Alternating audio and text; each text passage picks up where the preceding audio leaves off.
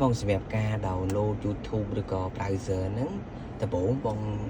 share Wi-Fi ពីទូរស័ព្ទដៃទៅកាន់ screen សិនឥឡូវខ្ញុំជាប់ Wi-Fi របស់ខ្ញុំទៅហើយគឺខ្ញុំ share ពី iPhone របស់ខ្ញុំទៅហ្នឹង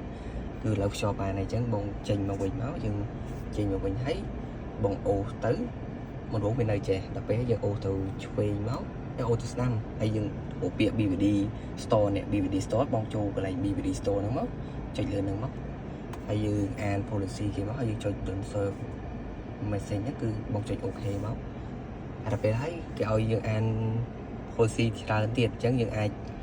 ចុចគ្រីសត្រង់នេះមកហើយយើងចុច OK អញ្ចឹងទៅបាទហើយបន្ទាប់មកវាមានតាក់ទងមួយ YouTube ហើយនឹង browser អញ្ចឹងយើងអាច download បាន download ហើយដល់ពេលដែល download ជាប់យើង install មកគឺ YouTube ហ្នឹងនឹងវាបង្ហាញនៅលើ screen ហ្មងអញ្ចឹងយើងចុច open មកគឺ YouTube យើងបាន download ហើយអញ្ចឹងមួយទៀតតាក់ទងមួយbrowser យើងអាច download browser មួយទៀតបាន